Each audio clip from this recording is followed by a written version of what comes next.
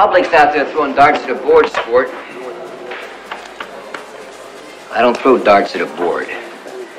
I bet on sure things. You be ferocious! You be relentless! You know something? Remember, there are no shortcuts.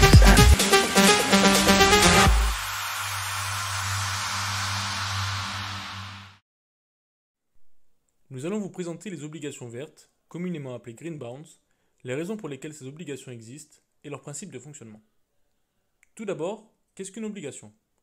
Une obligation est un titre de créance émis par une organisation, un État ou une entreprise par exemple, afin d'emprunter de l'argent sur les marchés financiers, tout en fixant à l'avance la durée du prêt et les modalités de son remboursement.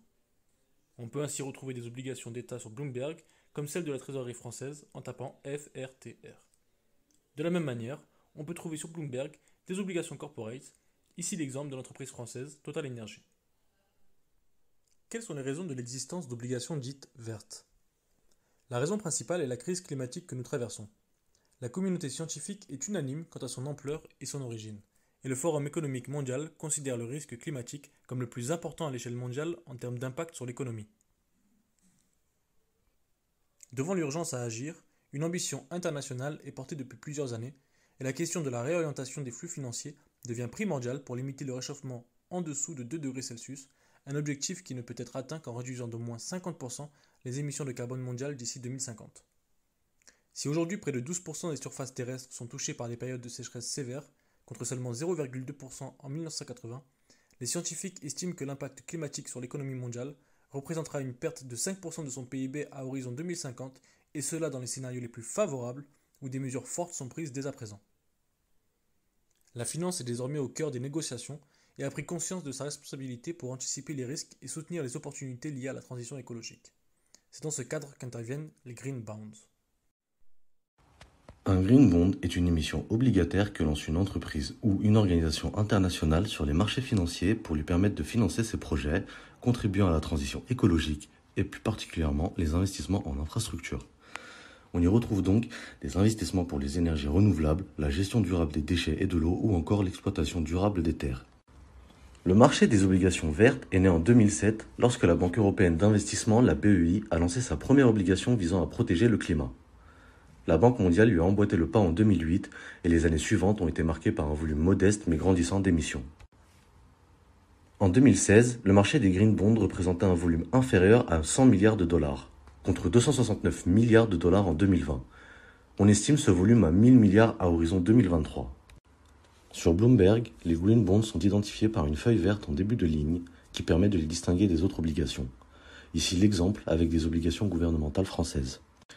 Maintenant, voyons 2 exemples d'émissions de Green Bonds, une corporate et une d'État.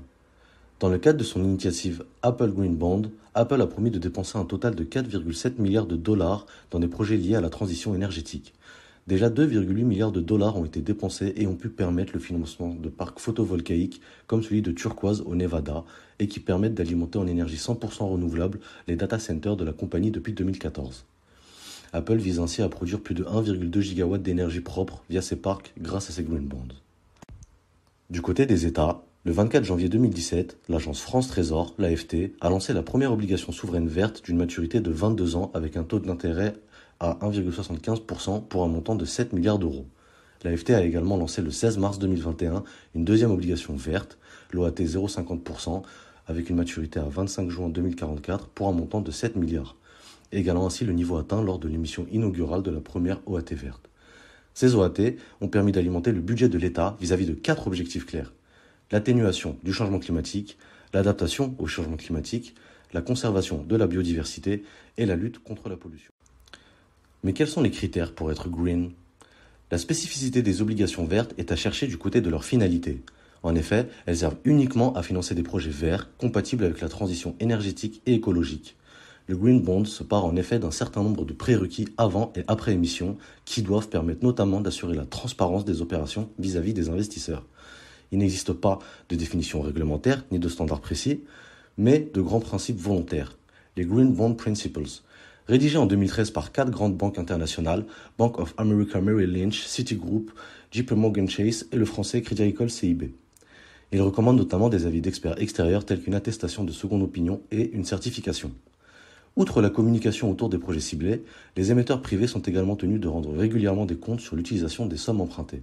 En France, où les sujets de traçabilité et de reporting sont bien pris en compte, des acteurs externes peuvent intervenir au cours du processus. C'est le cas par exemple des agences Vidéo ou Wacom qui, au moment de l'émission, vérifient que l'émetteur a mis en place un processus de sélection des projets qui vont être financés. L'idée est donc de valider un certain nombre de critères assurant que le bond est vraiment vert. Toutes ces conditions ont bien évidemment un impact sur le prix, rendant l'obligation verte plus chère que l'obligation normale. Finalement, la finance semble peu à peu prendre conscience de son rôle dans la crise climatique et les obligations vertes constituent une solution d'investissement de la transition écologique et se développent depuis quelques années considérablement.